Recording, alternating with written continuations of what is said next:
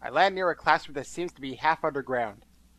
I look through one of the windows. Though the interior is odd, it looks like it's a music room. The window's closed, but it's still just a glass window. If there were a real school, I'd hesitate to do this, but hey, this is a fake world. I rear back and put my fist through the window.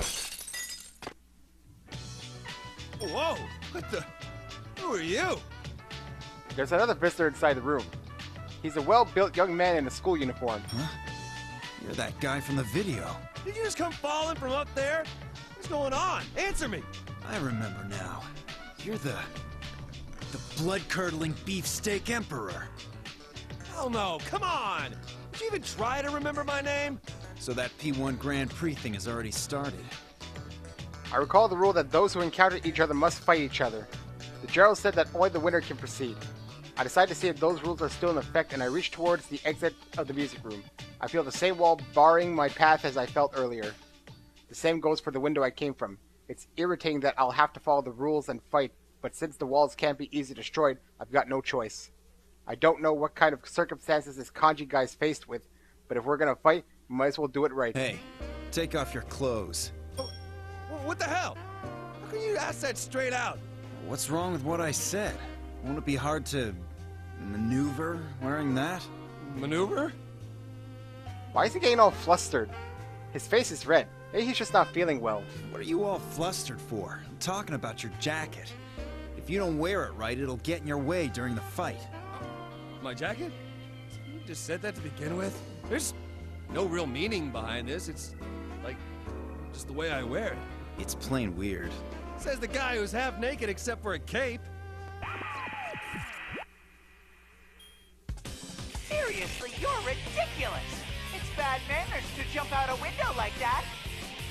The general makes a disgusted face and seems to be pretty upset about me mucking up his plans. Sorry to say, I've never been big on manners. Too bad things didn't go your way. We'll see if you can keep that attitude up for long. You must fight whoever you're paired with. Now get started! I understand that, but I can't attack someone who doesn't have the urge to fight. I turn towards Kanji to spur him on, but his expression is completely different than it was before. The redness in his cheeks is gone, and there's a fire in his eyes that almost seems murderous. Huh, looks like there was no need for me to worry after all. You keep saying the weirdest crap. Looks like I'll have to make you leave. And Kanji still likes to whisper. Let's get this started, Capey. What, now you're interested? Alright, come and get me. Not really strong anyway. Just a fake. Nothing worthy about it. What's that supposed to mean? Shut up! I'd ask yourself that. Here goes. Okay, so I guess I should have figured he would fight Kanji, considering what happened in one of the storylines. He broke Kanji through a wall. Okay, Akihiko, let's fight with Kanji, some guy you don't know. Still don't know who else he's gonna fight. I don't know if he's gonna fight Mitsuru and Agus for any reason. But hey, we never know. Will he go against Yu Narukami at any point?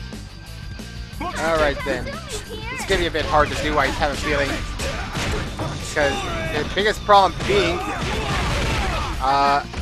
okay, he just grabbed me there. Ow!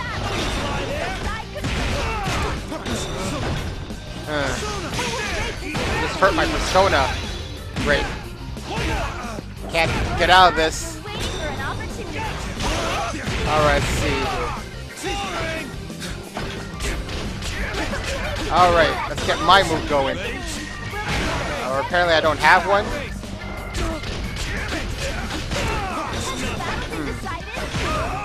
Almost there, almost there. What's that move that Caesar's doing with the earth anyway? Doesn't seem to do much. Alright, it's over. Time to leave. It could have been close, but I managed to win. Save it once again. And of course, does Akihiko talk with Kanji or leave him down? I take a deep breath next to the collapsed Kanji to lower my heart rate and wind down from the battle. Then I calmly re-examine my surroundings. During the battle, I had noticed that the spectating students had changed into something completely different. They're not humans. Their silhouettes shaped like people or something. I don't know why they're showing their true form now, but that's fine. If they're not human, then there's no need to worry about them. I'll just leave them be. If they happen to turn hostile, I can easily crush lifeless creatures like that. Kanji regains consciousness. He's recovered much more quickly than I was expecting. It's amazing.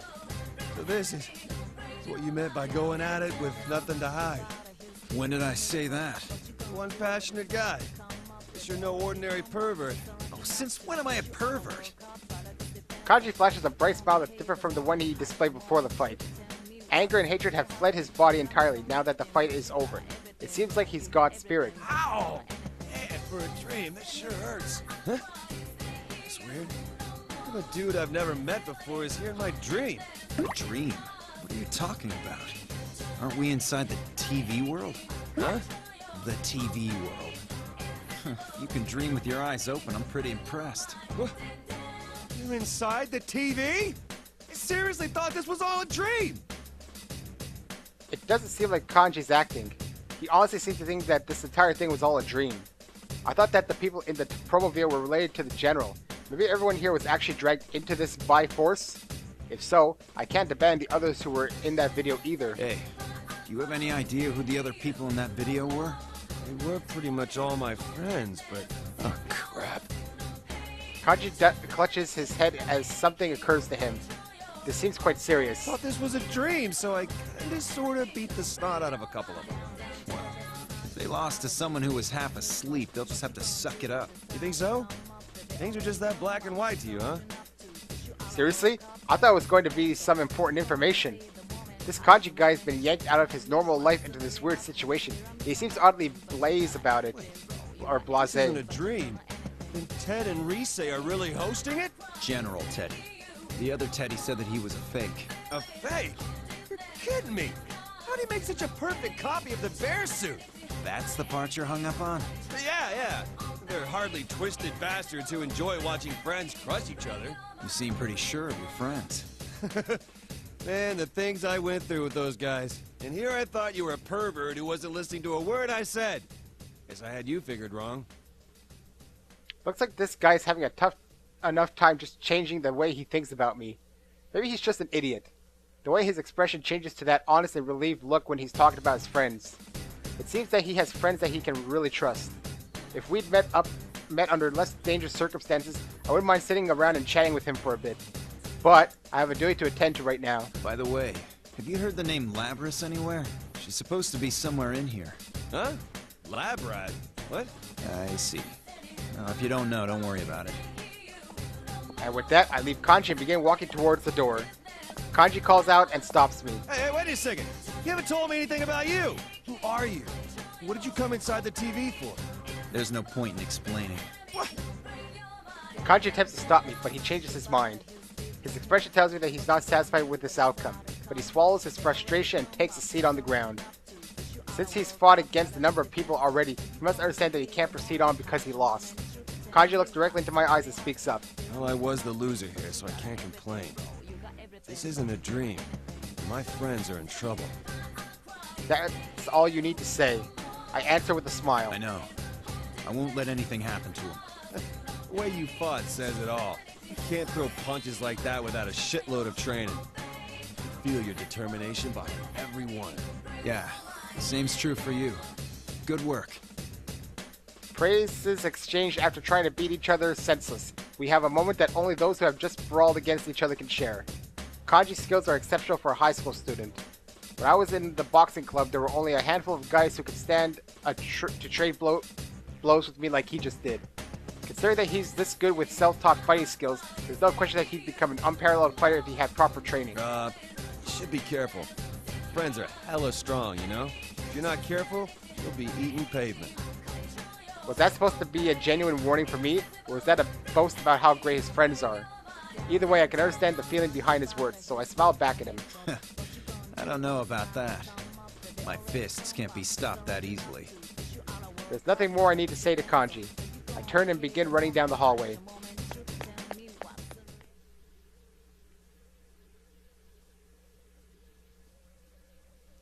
Alright, they seem to admire each other to a certain extent.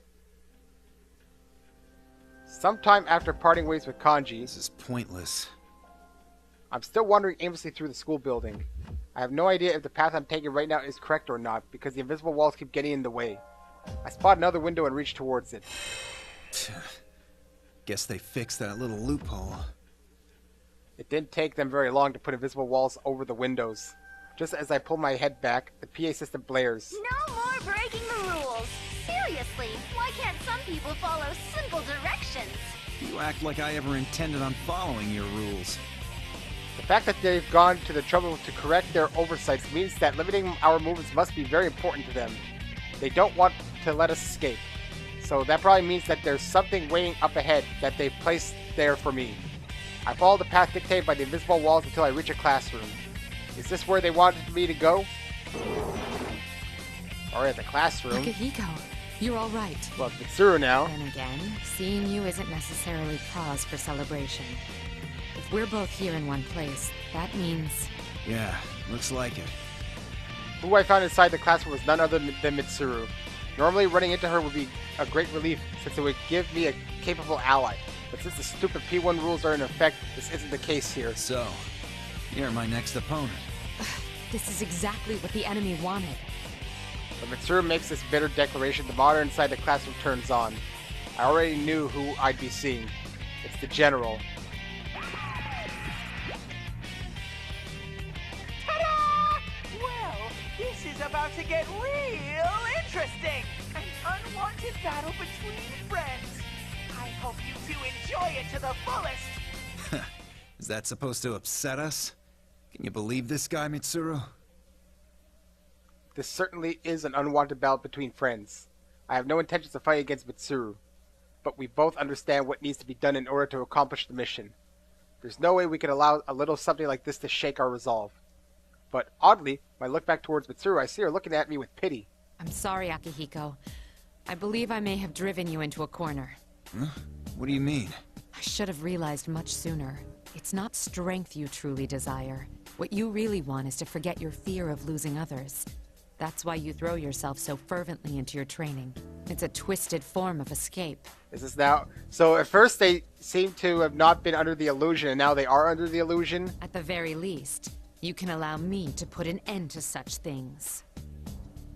Forget my fears of losing others. Huh. As Mitsuru well knows, I have lost countless things until now.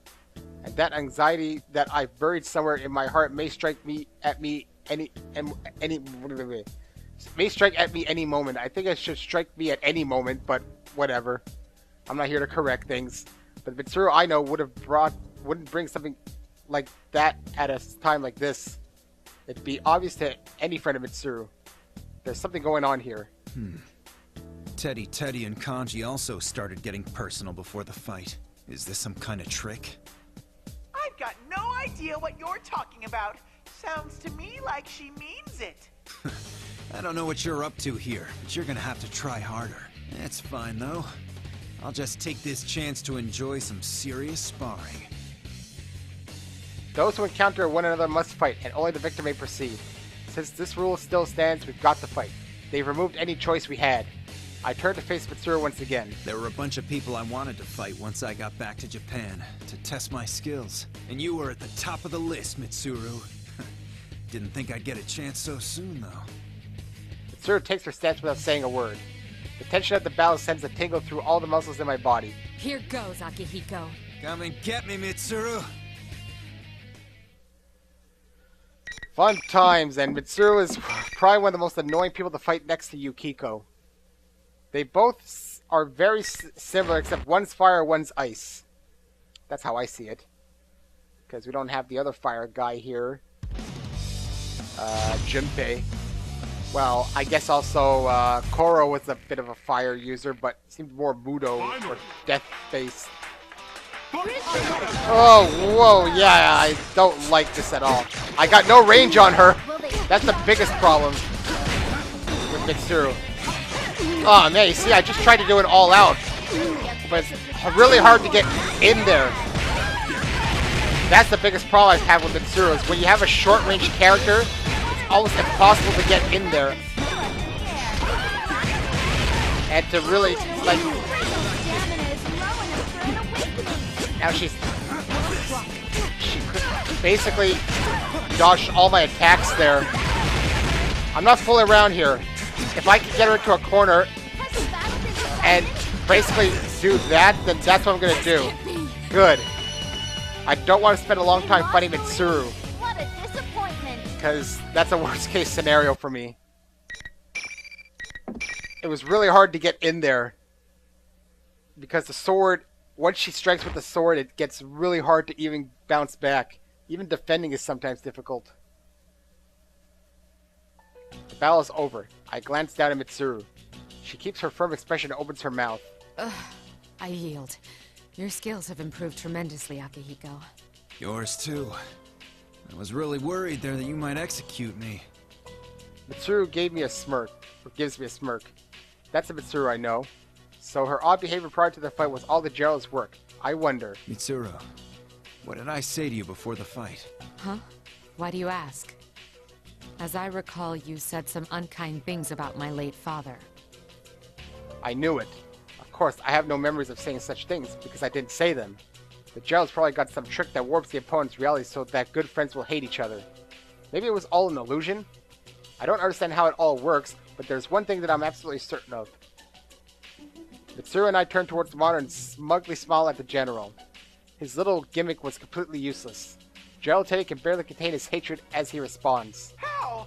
How can you fight without holding back like that? People hesitate more when they face their friends. They break down. They suffer. So how come you aren't suffering? Why? I don't understand. I'm not surprised. Anyone who needs to trick people to get his way wouldn't understand. Our bonds aren't that flimsy. After the general glowers at us, the communication cuts off. Suffer, huh? The general was going on about making us suffer earlier. Is that why he has us all fighting here? To make us suffer? But then why would he steal Labris? Akihiko, let's compare notes. I want to confirm our situation. Right. Although I don't have much for you. I give her a summary of everything I've figured out up to this point. Since Mitsuru's persona has a search ability, I'm sure she's been able to gather much more information than I have. She seems to already know everything that I discovered, so Mitsuru then fills me in on what she's learned. Agus is safe, though neither of us has encountered her.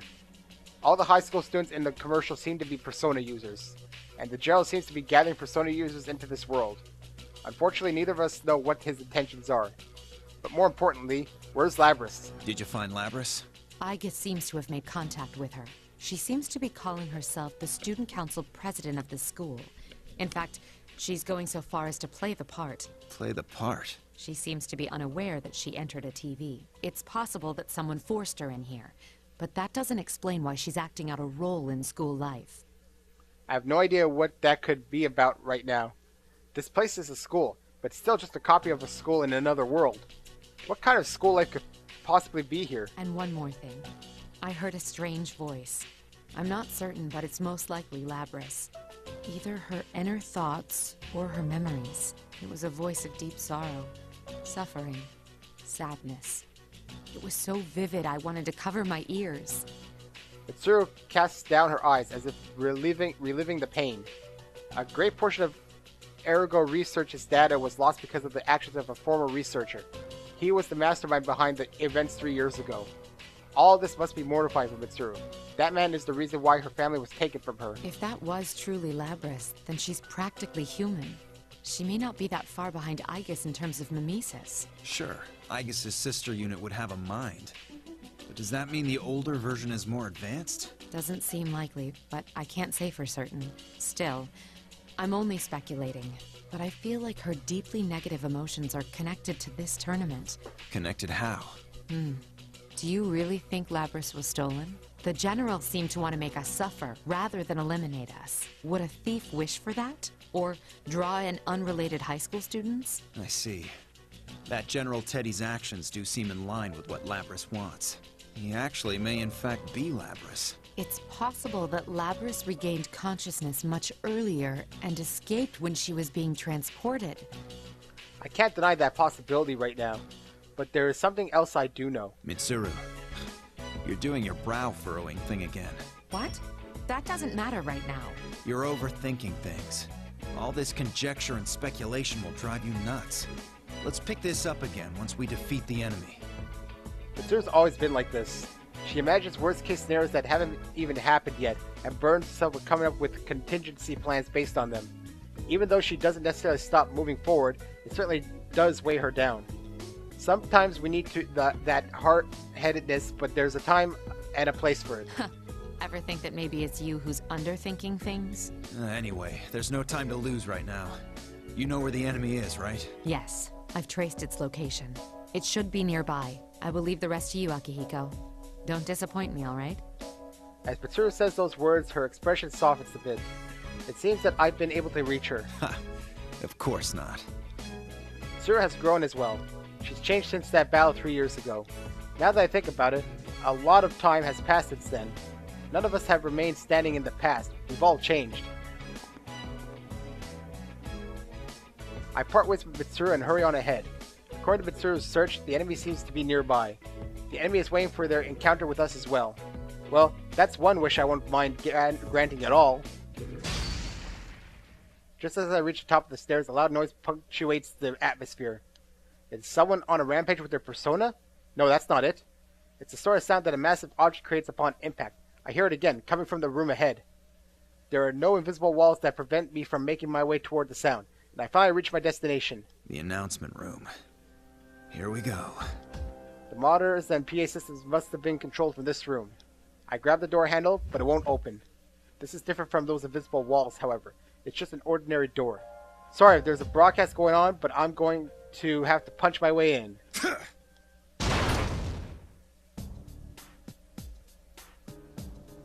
I smash through the door and enter the room. Whoa! It's that red cape guy I saw earlier! Oh, hey, it's Chie for some strange reason. I guess the stories are mixing together now. Everyone inside immediately wheels around to face me. There are two female students before me. One of them I recognize from the video, but the other is an unfamiliar face.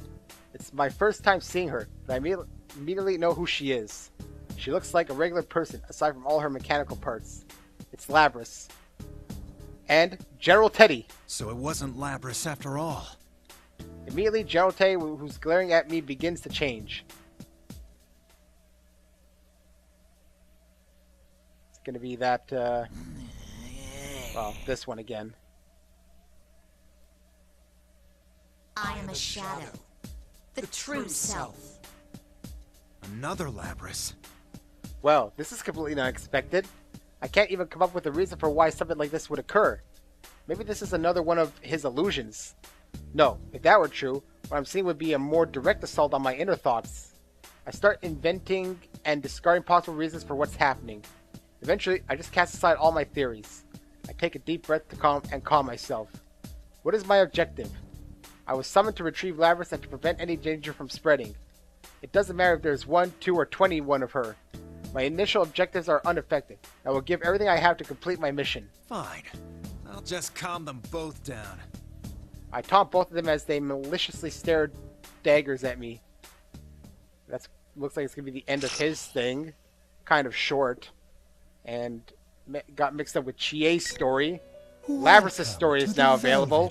That is the last one. This place exists between dream Labris and reality. will be Life the last and story magic. I do, period. Now then, why Oh don't you boy. introduce Next is yourself? Mitsuru, then then Labris. Because why would I do Labris before then? Mitsuru, next. I wish you good Let's luck. go. I see no reason. I mean, do the Robot Sisters later, but do the main Robot Sister late November, in the year 2010. The darkness fell without warning. At the same time, the previously busy examination room fell so silent that the man's ears hurt. Hey, what happened? He called toward the back of the room, but no answer came. After working for public safety for over a decade, he thought little could face him anymore, but this was uncomfortably alien. It was no ordinary blackout. If it were, the faint light from machines running on battery power such as cell phones would remain. But the silence disturbed him even more. He hadn't heard so much since as a single cry. When he looked around, he saw one spot in the darkness where something was giving off an eerie glow, as if painted in incandescent pigments. Once his eyes began to adjust to the darkness, he was faintly able to make out the area around that light. The shining spot was revealed as a small, strangely decorated box that the man had only just delivered to the forensics unit. Forensics team! What the hell is... He called out, still squinting at the shadow of a persona of a person he could see at the window before him. But as the shape resolved, he saw that it was not a person's shadow at all. Huh? He had no words to describe it. At first glance, it seemed to be a coffin. Indeed, that is what it was shaped like. But he had never seen a coffin standing upright, tall as an adult, shining like a dark crystal. Yet that was clearly what the crystalline mass was, squatting in the spot where a window clerk normally stood. And upon closer examination, it wasn't the only one.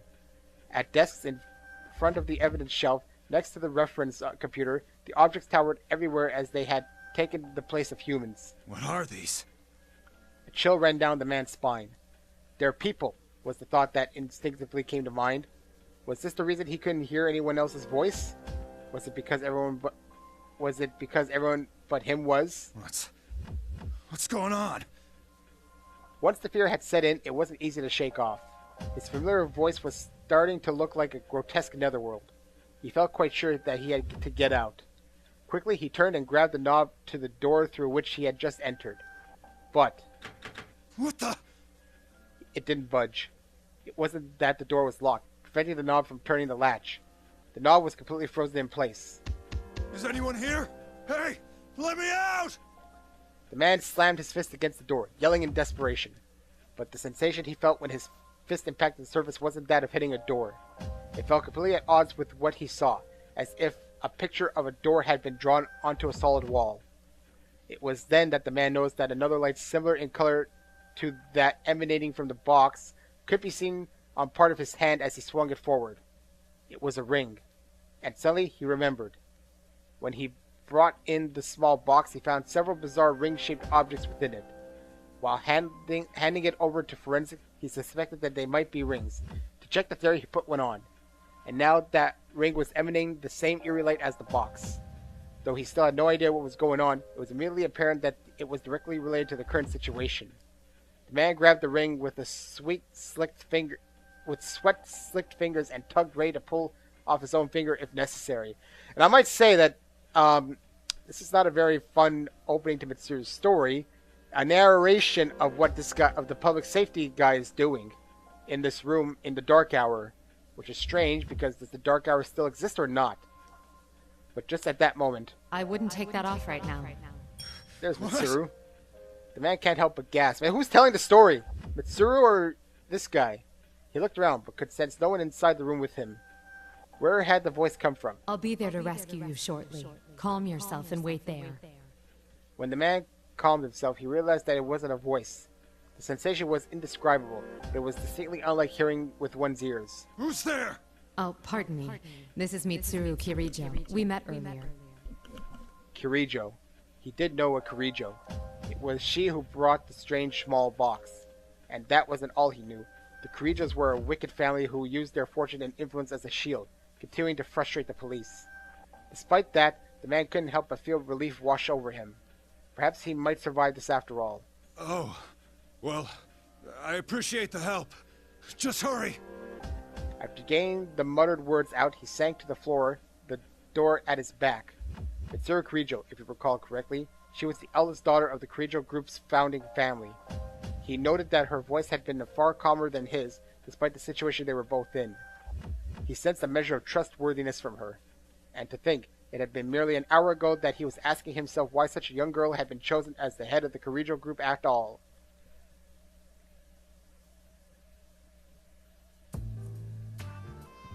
The digital clock on the corner of the desk quietly announced the arrival of 10 o'clock in the morning. Normally, most of the staff would be out and about by now. The entire police department was in turmoil today. It was only to be expected with the key figure from the Kirijo group visiting the unusual business. Kirijo, huh? The Kirijo group was a major trading firm, synonymous with Japan. They had links to all areas of business. Not a day could go by in the city without hearing their name. The clock that had struck 10 before the logo of Kirijo Electronics and KJ was the carrier for the cell phone provided to every member of the force. A few days ago, the same Kirijo group had made a seemingly insane proposal. The document was hundreds of pages, but a brief summary would read, who wished to collaborate with the police on an unofficial department for eliminating monsters. Well, it does happen from time to time.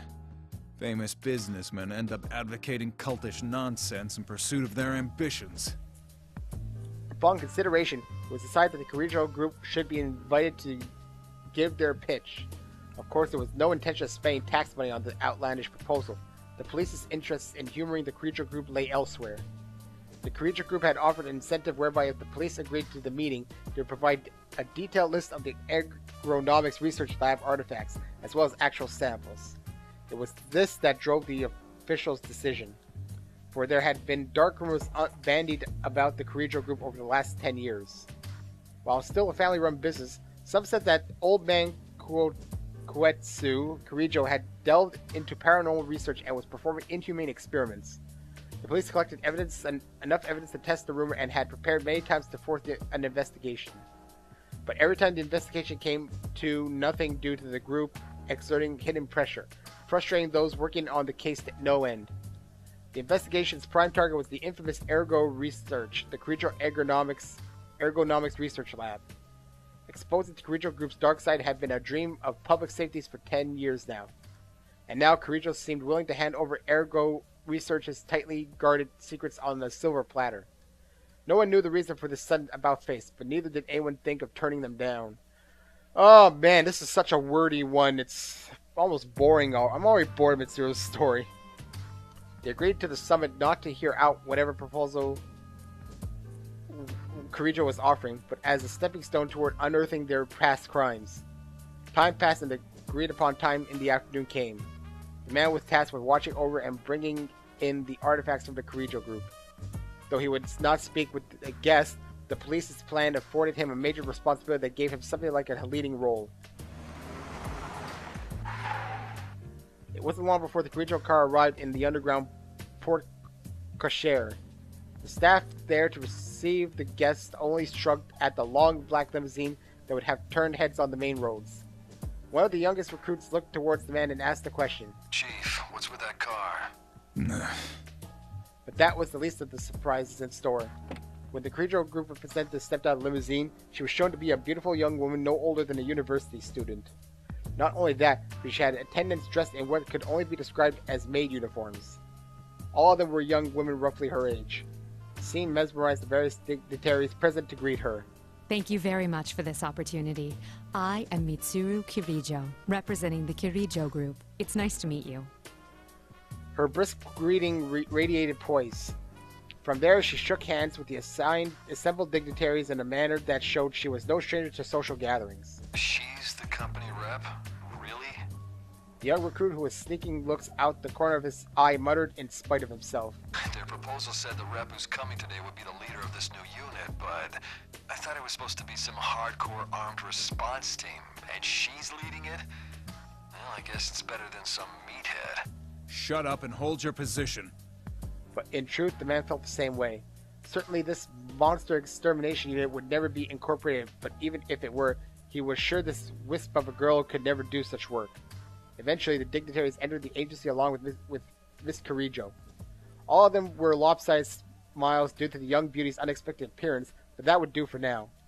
The dignitaries were only there to receive her. Their true objective was loaded in the truck parked behind the limousine. The documents and artifacts of Ergo Research. All right, start bringing them in. Roger, sir. As the man signaled, his trained subordinates surrounded the Kirijo's truck. They formed a line, smoothly passing boxes from man to man into the building. The articles were of various size, with even a few that came in oversized metallic containers for aerial transport. The Kirijo group had warned them not to handle these things carelessly until explanations were forthcoming. But in truth, the department was already prepared to begin a forensic investigation of the objects or even send them to the lab. Are you sure it's okay for us to open these? The instructions said not to. It won't be a real investigation if we let them hamstring our procedures. Besides, I can't think of anything they could send us that we couldn't handle. Unless there's real monsters inside these things. The articles were brought in silence. The operation only lasted about 15 minutes. The man himself received the last item, about the size of a jewelry box, and checked the truck to make sure nothing went overlooked before closing it up. That done, he turned and walked quickly towards the forensics room. And this is where he got trapped in. Try though he might to maintain his composure, he couldn't contain the excitement he felt. For 10 years, the darkness of the creature group had been a frustrating legend, like mist between the department's fingers. Their chance to investigate and expose them was here at last. If even the slightest evidence matched the DNA of those who had gone missing or the victims of the unsolved cases, victory would be theirs. The man tried to tamp down his exhilaration and took another look at the small box he held. There was no upper lid on the box. A pedestal-like protrusion at its center held a number of small circular trinkets. Their usage was completely unknown. What kind of research produced these? Just as the man was about to hand the box to the window clerk, he saw a wedding ring the clerk's finger and came to a realization. He saw a wedding ring the clerk's finger. On the clerk's finger, I'm assuming they meant, and came to a realization. Huh. Are these rings? We're not sure yet. The man put on some protective latex gloves and tried one of the objects on. After looking at it from every angle, its color and shape seemed to be nothing but ordinary. If it was meant to be jewelry, it wasn't very attractive. The man couldn't picture scientists in lab coats slaving away in a lab to create rings like this. The moment that unlikely possibility came to mind, the man felt somewhat embarrassed by his ignorance of fashion accessories. But as soon as he reached for the small box to put the ring back inside, darkness suddenly fell. Please step away from the door. The voice echoing from the man's mind brought him back to reality. He took a few steps away from the door, as directed, and stood ready. Step away from the door. The more he thought about it, the stranger the order seemed. How did she know he was so close to the door, when she wasn't even in the room? Suddenly, a chill filled the area, that is. In mere seconds, the entire door was coated in white. Where'd this ice come from? It had frosted over. The man couldn't believe his eyes, but the evidence was there in front of him. He could then hear a slight knocking sound, followed by a crack forming in the center. The door buckled under its own weight and crumbled with a sound that was like building blocks being pushed over. Standing just past it was the Kirijo woman. She walked over to the man with exquisite nonchalance. At her side was one of the maids she brought. Are you all right? Yeah. We did give you fair warning, but it seems to have gone unheeded. The man looked towards the ring shining on his finger. Then this happened because we touched that box? What is this thing? That ring gives its bearer an unstable form of pseudo-potential and allows anyone to experience the Dark Hour. The Dark Hour? The box itself seems to be a failed recreation of the Dark Hour. The effect radius is small, and it malfunctions when improperly handled. Dark Hour. He remembered that phrase coming up in the documents the creature group had sent. If he recalled correctly, it was defined as a hidden time unable to be experienced by normal people, where everything stood still. According to the documents, it seems to have occurred every night at midnight for about 10 years until spring 2011, as if forcing its way into normal time. Until now, it seemed like pure fantasy. But could this silent darkness be the very same thing? So you're saying those stories in that document, that occult-sounding stuff was actually for real? At that moment, a voice suddenly echoed from beyond the hallway past the broken door. Who's there? The man reflexively called out an alarm, realizing that the fear had not yet died down. What emerged from the darkness was the younger recruit who had greeted the guests earlier and had been helping with bringing in the artifacts. The young man was staring as if severely drunk. Chief! Hey, are you alright? The man began to rush to his side, but the Kirijo woman suddenly stopped him. She stood between the two, as if protecting the man. What? He's my... Before he could finish, a surprising change overtook the recruit. Staring into a shadow, the recruit fell to the ground with an agonized scream. A black, tar-like substance began flowing from his every orifice. What? The ooze spread unnaturally across the ground and cohered into a glob. It rose up, like a beast raising its head, and what looked like claws began to form. Its appearance showed clear signs that it possessed some malevolent will. The man thought again about the Kirijo group's initial proposal. He wished to collaborate with the police in an unofficial department for eliminating monsters. Without a doubt, this was what they referred to. That name that came up again and again was... This is a shadow. That it is. It's a monster that dwells in every person's heart. They usually can't manifest themselves this way, but it's quite common to see it happen during the Dark Hour. So the research to make this happen artificially. That's what Kirijo has been experimenting with. That did seem to be the extent of it. At the start. At the start. The man couldn't prevent himself from shuddering to imagine the implications for his statement. The second roar, the half-liquefied shadow suddenly took the form of some fell beast. But where the face should have been was nothing but a mask, giving it the bizarre appearance of two creatures stitched together. The young woman, for her part, seemed not in the least perturbed. Kikuno, my things, please. The maid stooped to reach something. The man wasn't sure where she had been carrying it, but she placed a sword in her master's hand. The blade was specially shaped, similar in design to a fencing saber. You're going to fight it? Stay back. This will all be over soon. At that moment, as if understanding their conversation, the shadow squared itself and leapt towards the young woman. Its speed matched its beastly appearance. In the darkness of the room, the man found it difficult simply keeping his eye on it. The young woman did not move. The sword remained lowered in the face of the shadow's advance. Of course, thought the man, an amateur like her could never react in time. However, Artemisia!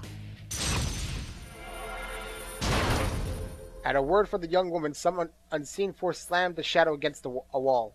The man momentarily doubted his own eyes, for it hadn't been the woman who repelled the monster, but a silhouette that suddenly appeared from behind her.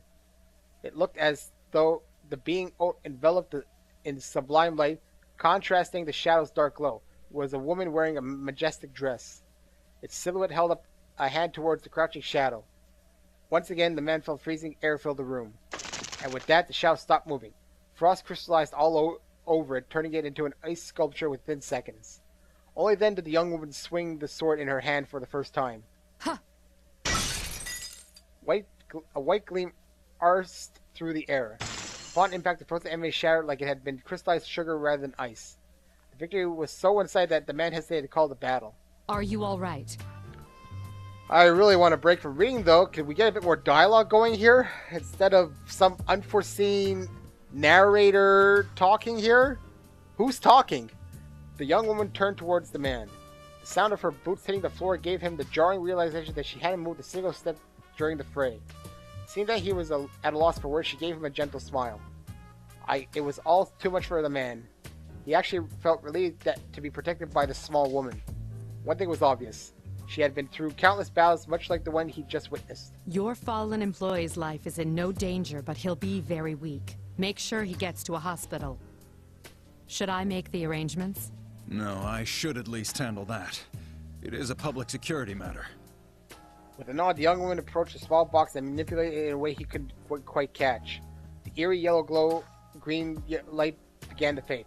Moments later, the silence and darkness faded. The world had been restored. The man felt his body become suddenly lighter, causing him to breathe a sigh of relief. He hadn't realized until the pressure was gone that the air had been as suffocating as if he had been underwater. There was a stir of movement in the room. The forensics team and assistants looked at the young man and woman perplexed. So much reading, I'm starting to lose it. The man took a quick look around. Fragments of the shattered door were strewn about. A young public security worker was lying unconsciously nearby, and their Kirijo guest who had entered without anyone noticing held in her hand a drawn sword. I'd be shocked too if I were them. It occurred to him that if normal people couldn't sense the dark hour, the sudden change in circumstances may have seemed to them like some magic trick. Excuse me, but this place is off limits to all unauthorized personnel. Hey, what's going on here? The forensic staff looked at the man helplessly. It's all right. We had a little emergency. Oh. That aside, halt all examination of the relics they brought in. We'll wait for further instructions from the Kirijo group. Huh? But you said... If there are any boxes that are closed, don't force them open. Not if you don't want to come face to face with monsters. Leaving the frowning forensics team behind him, the man quickly went into the hall with the Kirijo woman. I have to thank you for your help, and about the conference. I'll join in as well. It's been arranged so nothing you say would get through to the higher-ups. I wish they had an actual narrator reading this for me, though, because, I mean, it's such a... I'm not paid to do this. I'm not paid at all, but, I mean, it's also because it's the lack of dialogue. It's too much monologuing, even for a regular story.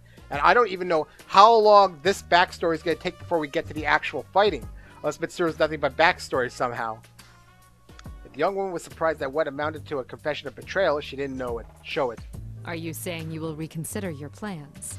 I can't overlook anything as serious as this. I wouldn't be doing my job as public security if I did. But make no mistake, the things I saw today are proof of the sins the Kirijo group has committed.